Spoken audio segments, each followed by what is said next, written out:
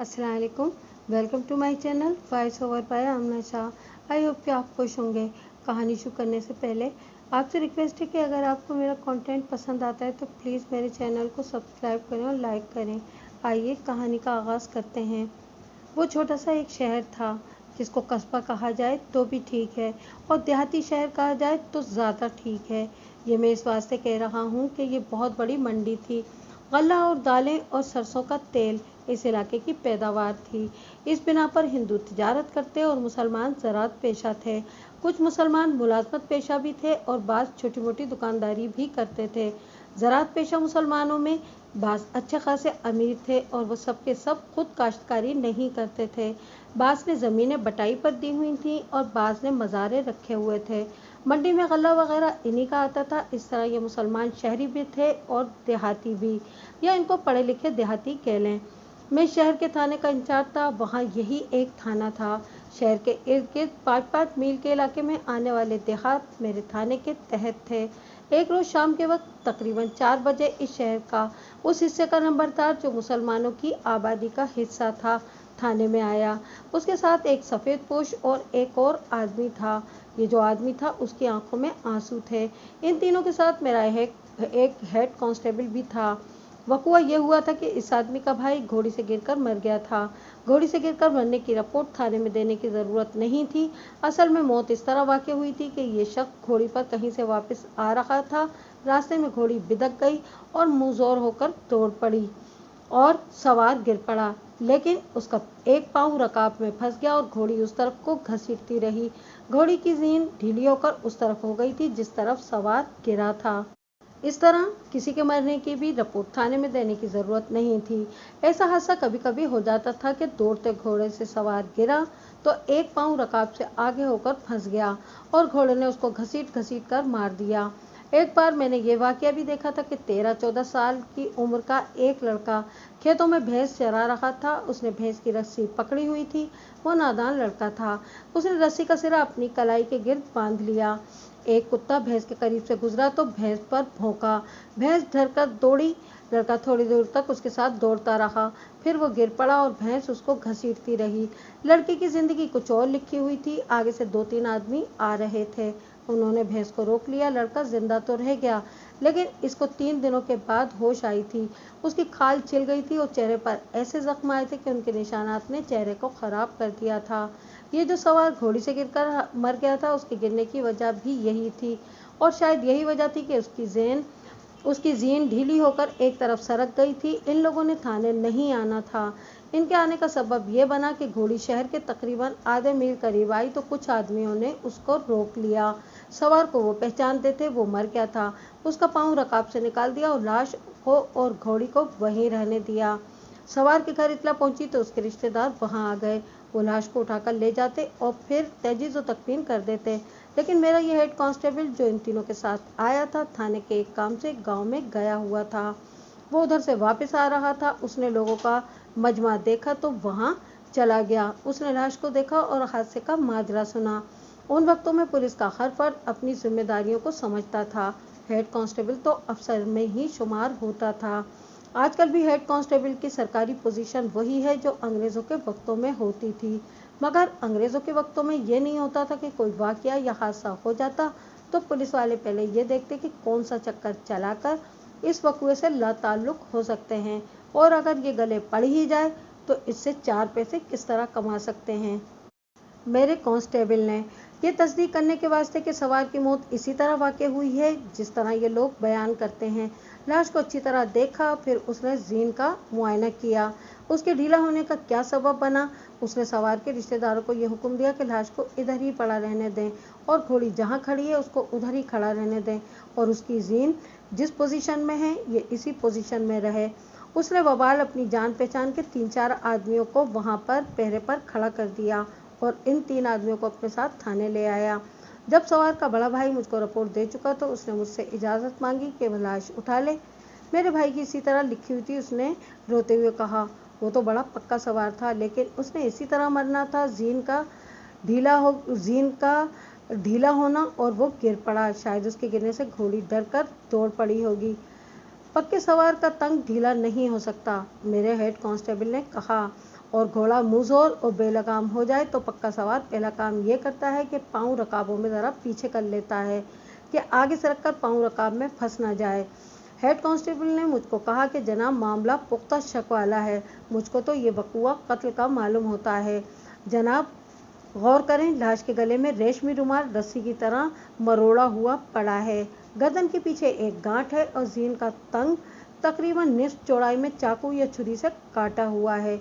जनाब, खुद जाए वकूआ का मुआयना करें, बंदे को शायद गलती लगी हो, ये वकूआ दफ़ा 302 का मालूम होता है। मिस हेड कांस्टेबल, हवलदार मुर्शद अली और 3 कांस्टेबलों की हमराही में वहां गया जहां लाश पड़ी हुई थी। लोगों ने ऊपर चादर डाली हुई थी। हेड कांस्टेबल ने चादर हटाई। मैंने सबसे पहले लाश की गर्दन देखी। गर्दन के गिर्द रेशमी रुमाल रस्सी की तरह बंधा हुआ था। गर्दन के पीछे एक ही गांठ थी। मैंने रुमाल खोला तो मुझको पता लगा कि रुमाल जो रेशम की रस्सी बना हुआ था गर्दन में उतर गया था और उसके नीचे जो खून जमा हुआ था वो नीले रंग की लकीर बन गया था। मकतूल का रंग साफ गंदमी था, मरकर ये रंग कुछ सफ़ेद हो गया था। हेड कांस्टेबल मुर्शद अली ने ठीक कहा था, ये कत्ल की वारदात थी। मैंने घोड़ी का तंग भी देखा, वो आधी चौड़ाई में कटा हुआ था। तंग कटा हुआ ना भी होता तो भी लाश की गर्दन बता रही थी कि यह कत्ल की वारदात है। मकतूल के सर और जिस्म की हालत बहुत बुरी थी, कपड़े फट गए थे और खाल छिली हुई थी, चेहरे पर भी जख्म थे। मैंने मकतूल के बड़े भाई को कहा कि चारपाई का बंदोबस्त करे, लाश पोस्टमार्टम के वास्ते भेजनी थी। आप आजकल भी देख रहे हैं कि कोई शख्स किसी हादसे में फौत हो जाए और डॉक्टर पोस्टमार्टम की ज़रूरत महसूस करे तो मरने वालों के रिश्तेदार पुलिस को और डॉक्टर को इस काम की रिश्वत पेश करते हैं कि पोस्टमार्टम ना हो। इसे वो मरहूम की तौहीन समझते हैं। ये दरअसल उनका अपना जज्बाती मामला होता है। ऐसा ही शख्स के रिश्तेदारों ने किया जो घोड़ी से गिरकर मर गया था। पहले उसके भाई ने कहा कि लाश का पोस्टमार्टम ना किया जाए। मैंने उसको कहा कि ये साफ कत्ल का केस है, इस वजह से मैं लाश को रिश्तेदारों के हवाले नहीं कर सकता। बेचारा पहले ही तकलीफ से मरा है। उसने कहा, मेरी कोई अर्ज रिपोर्ट नहीं। एक बात बताएं चौधरी साहब, मैंने उससे पूछा, क्या ये अपने गले में रेशमी रुमाल रस्सी बनाकर बांधा करता था? उसने तो रेशमी रुमाल गले में कभी डाला ही नहीं था, उसने जवाब दिया। उसने नहीं डाला था तो आप देख रहे हैं कि कोई और डाल गया है। मैंने कहा, ज़रा अकल से काम लें और मेरे काम में दखल ना दें। एक अच्छा खूबरू जवान मेरे करीब आया और मुझको सलाम किया। उसकी उम्र 23-24 साल थी। जनाब, हम कोई रिपोर्ट नहीं लिखवाएंगे, उसने कहा। ये बहुत इज्जत वाले आदमी थे, उनकी मैयत ख़राब करके हमारे दिलों को बहुत तकलीफ़ होगी। क्या तुम इसके बेटे हो? नहीं जनाब, उसने जवाब दिया, मैं इनका साला हूँ। जनाब साले साहब, मैंने तंजिया लहजे में कहा, आपके बहनोई घोड़ी से गिरने और रकाब में फंस जाने से नहीं मरे, इन्हें मारा गया है और मैं मारने वालों को ना पकड़ूं तो मैं मुजरिम हूँ। उसने बहस शुरू कर दी। मैंने उसको डांट कर परे किया और चारपाई आई तो लाश पोस्टमार्टम के वास्ते भिजवा दी। मकतूल का नाम इसहाक था और उसकी उम्र 50 साल के लगभग थी। सबसे पहले आपको रेशमी रुमाल की बाबत कुछ बता दूं। उन वक्तों में ख़ास रेशम के रुमाल होते थे जो लोग ज़्यादातर नौजवान और जवान अपने पास रखते थे और तोहफे के तौर पर भी दिए जाते थे। छोटे यानी आम साइज़ के रुमाल जेब में या हाथ में रखे जाते थे और एक साइज़ बड़ा भी होता था। ये 2 बारिश से भी ज़रा ज़्यादा लंबा और इतना ही चौड़ा होता था। रेशम इतना खालिस और बारीक कि इतने बड़े रुमाल को मुट्ठी में छुपाया जा सकता था। शहरों के लोग बड़ा रुमाल मफरत के तौर पर इस्तेमाल करते और देहात के शौकीन कंधे पर डालकर या वैसे ही गले में दोनों तरफ लटका कर रखते थे। लेकिन ये रुमाल कीमती होने के बायस किसी किसी के पास होता था। ये रुमाल जो मकतूल इसहाक के गले में बांधा गया था फूलदार था। फूल बड़े बड़े थे और ये रुमाल बड़े साइज़ का था। मैंने इसको फैलाकर बहुत गौर से देखा। मुझको उम्मीद थी कि इस पर किसी का नाम लिखा हुआ होगा। नाम तो किसी का नहीं था। एक निशानी मिल गई। ये मोहब्बत का मशहूर निशान था। पान के पत्ते की शक्ल का दिल बना हुआ था और उसमें से एक तीर गुजरा हुआ था। ये निशान पक्की पेंसिल से बना हुआ था, जिसके सिक्के को थूक लगाकर लिखते हैं तो रंगदार लिखती है। इस निशान से मुझको 2 इशारे मिले। एक ये कि ये रुमाल तोहफे में दिया गया है और दूसरा ये कि ये तोहफा किसी औरत ने दिया है। रुमाल कातिल का था। मैंने मकतूल के भाई से पूछा था तो उसने मुझको बताया था कि मकतूल ने ऐसा रुमाल कभी अपने पास नहीं रखा था। जिन आदमियों ने घोड़ी को रोका था वो वहाँ मौजूद थे। उनकी तादाद 3 थी। सूरज डूबने में थोड़ा वक्त रह गया था। मैंने ये रास्ता देखना था जिधर से घोड़ी आई थी। इन 3 आदमियों से मालूम किया तो उन्होंने बताया कि घोड़ी किधर से आ रही थी। वो ना बताते तो भी मुझको मालूम हो जाता। मकतूल के घसीटने के निशान और घोड़ी के कदमों के निशान साफ थे। मैं इनको देखता हुआ चल पड़ा। रास्ते में कच्ची जमीन भी आई और पक्की भी आई, ऊंची नीची जगह भी आई। घोड़ी खेतों में से भी गुजरी और रेतीली जगह से भी। इन निशानात को देखते देखते मैं 1 मील दूर चला गया। वहाँ निशान खत्म हो गए। ये किसी का छोटा सा खेत था और खाली था। इसमें कोई फसल नहीं थी। इसकी मिट्टी नरम थी जिस वजह से घोड़ी के और आदमियों के कदमों के निशानात साफ थे। खोजी को पैगाम भेजा हुआ था, वो अभी नहीं आया था। मैंने खुद ही खुरे देखने शुरू कर दिए। ये खेत नशेब में था, उसके साथ ही एक घाटी थी और ये पगडंडी थी जो घाटी से उतरती थी। खेत और घाटी के दरमियान दीवार की तरह लबूतरा टीला था जिसकी वजह से खेत से पगडंडी नजर नहीं आती थी और पगडंडी और घाटी से भी खेत नजर नहीं आता था। ये टीला गोल दीवार की तरह खेत के 3 अतराफ चला गया था, सिर्फ एक तरफ नहीं था। इस खेत में जो खुरे थे मैंने इनको देखा। ये पगडंडी तक चले गए। इनसे मुझको पता लगा कि घोड़ी को पगडंडी से टीले की ओट में लाया गया है। 2 आदमियों के खुरे खेत में गए, 7 घोड़ी के कदमों के निशान थे। टीले की ओट में घोड़ी रुकी, वहां से गज 1.5 गज हटकर आदमियों के कदमों के निशानात गड़मट खुरे थे और मट्टी बताती थी कि यहाँ धींगा मुश्ती हुई है। फिर घोड़ी के चलने के निशानात थे और उसके साथ जमीन पर रगड़ का निशान था जो घोड़ी के कदमों के साथ चला गया। इन निशानात को समझना मुश्किल नहीं था। मकतूल को घोड़ी से उतारकर रेशमी रुमाल से उसका गला घोंटा गया, फिर उसका पाँव रकाब में फंसाकर घोड़ी को दौड़ा दिया गया। मैं ये नहीं समझ सका कि रुमाल मकतूल की गर्दन से उतारा क्यों नहीं गया। मैं इस पर भी हैरान हुआ कि रुमाल को सिर्फ एक गांठ दी गई थी, मगर घोड़ी मकतूल को घसीटती हुई इतनी दूर ले गई और रुमाल गले के साथ बंधा रहा। 2 आदमियों के खुरे पगडंडी की तरफ नहीं गए, ये एक और तरफ चले गए और इस खेत से निकलकर ऊपर चले गए। ऊपर खेतों की मींढें थीं और गांव और गंदम की फसल भी खड़ी थी। मींढों पर खुरा ढूंढना आसान नहीं था, बड़ा मुश्किल था। खेत में ये 2 खुरे इतने साफ थे कि मैंने हेड कांस्टेबल को कहा कि इनके मोल्ड तैयार करने का बंदोबस्त करे। वो जगह शहर से 1.25 मील दूर थी। मैं वहां से आ गया और मकतूल के बड़े भाई की बैठक में बगैर से तफ्तीश बैठ गया। मुझको बताया गया कि घोड़ी के पीछे दुम से जरा दाएं तरफ से खून निकला हुआ है और वहाँ छोटा सा जख्म है। शाम का अंधेरा गहरा हो गया था। मैंने लालटेन की रोशनी में जख्म देखा, खून जमा हुआ था। घोड़ी वहाँ हाथ नहीं लगाने देती थी। मैंने घोड़ी को शहर के सरकारी सिलेटरी यानी कि वेटरनरी डॉक्टर, जिसको डंगर डॉक्टर कहते थे, उसके पास बराए रिपोर्ट भिजवा दिया। खाना नंबरदार ने भिजवाया था। खाना खाकर मैंने सबसे पहले मकतूल के बड़े भाई को अपने पास बिठाया और पहला सवाल ये किया कि मकतूल की ज़ाती या ख़ानदानी दुश्मनी किसके साथ थी। मुझको जवाब मिला कि खूनी दुश्मनी किसी के साथ नहीं थी। मेरा दूसरा सवाल ये था कि मकतूल कहाँ से आ रहा था।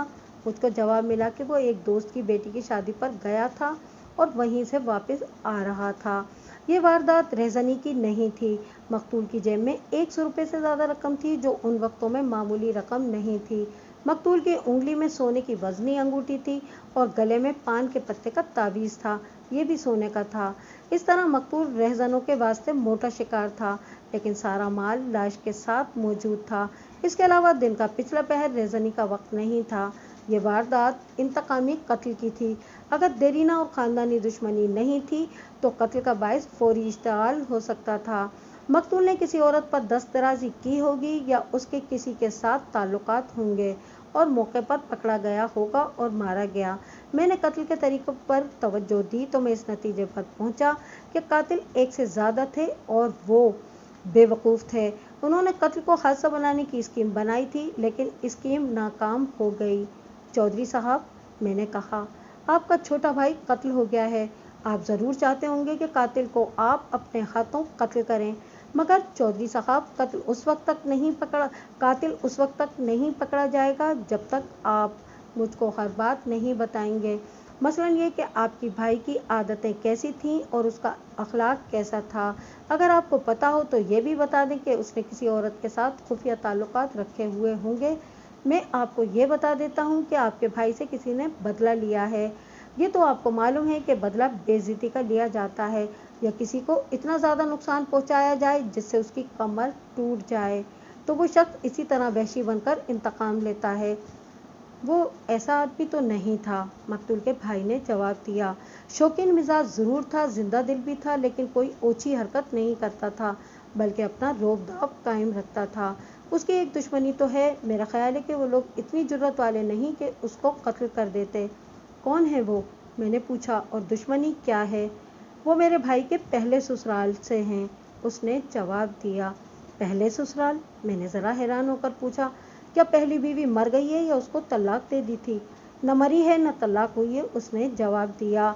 उसकी मौजूदगी में मेरे भाई ने दूसरी शादी कर ली थी और पहली बीवी को भी घर में आबाद रखा। दूसरी बीवी जवान होगी? जवान भी नहीं जी, उसने कहा। नौजवान कहें। दूसरी बीवी की उम्र 21-22 साल होगी और शादी हुए अभी मुश्किल से 1 साल ही हुआ है। उसके इस इंकिशाफ ने मुझको चौंका दिया। दूसरी शादी कत्ल का बायस बन सकती थी। मैंने मकतूल के भाई को कहा कि वो मुझको सारी बात सुनाए कि पहली बीवी के साथ मकतूल का क्या सलूक था, वो बीवी कैसी है, उसकी औलाद कितनी है और नई बीवी आ जाने से घर के हालात क्या हो गए थे और पहले ससुराल का मकतूल के साथ रवैया क्या हो गया था। क्या बताऊं जनाब, मकतूल के भाई ने लंबा सांस लेकर कहा। मेरे लिए तो ये शर्मिंदगी ही शर्मिंदगी थी। इसहाक की पहली बीवी सिर्फ बीवी है, कोई ख़ास शक्ल सूरत नहीं और रंग हमारी तरह गंदुमी है। इनके 3 बच्चे हुए। बड़ा लड़का 20 साल से ऊपर का हो गया है, उसके बाद बेटी है जो 16-17 साल की हो गई है, फिर 13-14 साल की उम्र का एक और लड़का है। औलाद होती रही लेकिन मियाँ बीवी में खींचातानी ही होती रही। मेरा भाई बीवी के साथ कभी खुश नहीं रखा, जब देखो लड़ झगड़ रहे हैं। मुझे पता चलता था तो मैं आकर दोनों को गाली गलौज करता था, लेकिन इसका कुछ असर नहीं होता था। जनाबे आली, दिल फट जाए तो किसी भी बात का असर नहीं होता। दूसरी शादी की वजह भी यही होगी?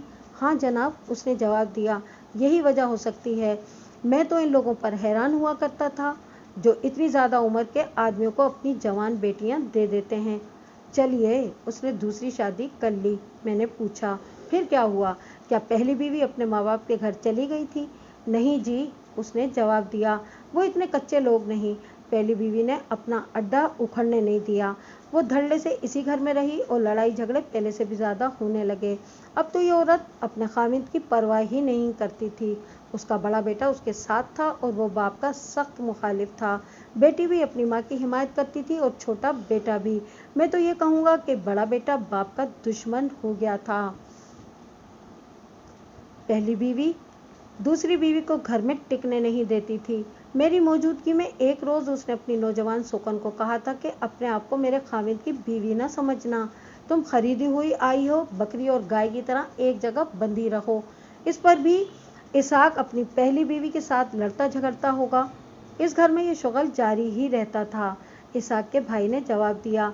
लेकिन दूसरी शादी के बाद जब इसहाक ने देखा कि घर की हालत पहले से ज़्यादा ख़राब हो गई है तो उसने दूसरी बीवी को अलग कर दिया। उसकी हवेली बहुत बड़ी है, उसका एक हिस्सा अलग है। दूसरी बीवी इस हिस्से में रहती है, उसका चूल्हा भी वहीं है और उसके लिए अलग नौकरानी है। इससे पहले ये लड़की अपनी सोकन से महफूज रहती है। इसहाक की पहली बीवी के भाई कितने हैं? मैंने पूछा। और वो कैसे लोग हैं? इसी शहर के रहने वाले होंगे? नहीं जनाब, उसने जवाब दिया, वो इस शहर के रहने वाले नहीं, वो एक गांव के रहने वाले हैं। 6-7 दिनों से इसहाक की पहली बीवी अपनी औलाद समेत गांव गई हुई है। उसके 3 भाई हैं। आपने पूछा है कि वो कैसे लोग हैं? उन्हें मैं बदमाश तो नहीं कहता, लेकिन मैं उन्हें शरीफ आदमी भी नहीं कहूँगा। अपना सर ऊंचा रखते हैं और किसी को बिला वजह सर नहीं उठाने देते। क्या इसहाक की पहली बीवी वैसे ही अपने गांव चली गई थी? मैंने पूछा। या लड़ झगड़ कर गई है? ज़बरदस्त लड़ाई झगड़ा हुआ था, इसहाक के भाई ने जवाब दिया। इतना ज़बरदस्त कि इसहाक ने पहली बीवी को मारा पीटा भी था और फिर यह भी हुआ कि बड़ा बेटा बाप पर टूट पड़ा था। मुझको किसी ने यह बताया कि असगर यानी कि बड़े बेटे ने बाप पर हाथ उठाया है। मैं दौड़ा गया और इस घर में वो तमाशा देखा जिसने हमारे ख़ानदान की इज्जत खाक में मिला दी। असगर को इसकी माँ और बहन पकड़कर परे घसीट रही थी और असगर कह रहा था कि इस शख्स को मैं अपना बाप नहीं समझता। असगर के हाथ में कुल्हाड़ी थी। इसहाक का छोटा बेटा भी बाप को बुरा भला कह रहा था। मैंने असगर के मुंह पे थप्पड़ मारा और कहा कि वो अपने बाप की बेइज्जती कर रहा है। उसने मेरी तो इज्जत की, लेकिन अपने बाप को पहले से ज़्यादा गंदी बातें कहना शुरू कर दी। और उसने ये भी कहा कि अगर मैं इसको किसी तरह बाप कहूँ जिसने मेरी माँ की ज़िंदगी जहन्नम जैसी बनाई हुई है, इसको मैं किस तरह अपना बाप कह सकता हूँ। लड़के ने यह भी कहा कि मैं इस बाप को जिंदा नहीं छोड़ूंगा। मैंने बेहतर ये समझा कि इसहाक की बीवी अपने बच्चों को साथ लेकर कुछ दिनों के वास्ते गांव चली जाए। मैंने ये सोचा था कि लड़का जवान है, कहीं ऐसा ना हो कि माँ उसके कान में कुछ फूंक कर भड़का दे और लड़का जवानी के जोश में आकर कोई खतरनाक हरकत कर बैठे। मेरे कहने से ये औरत गांव चली गई। जब वो चली गई तो इसहाक मेरे आगे रो पड़ा कि उसकी औलाद उसकी दुश्मन हो गई है।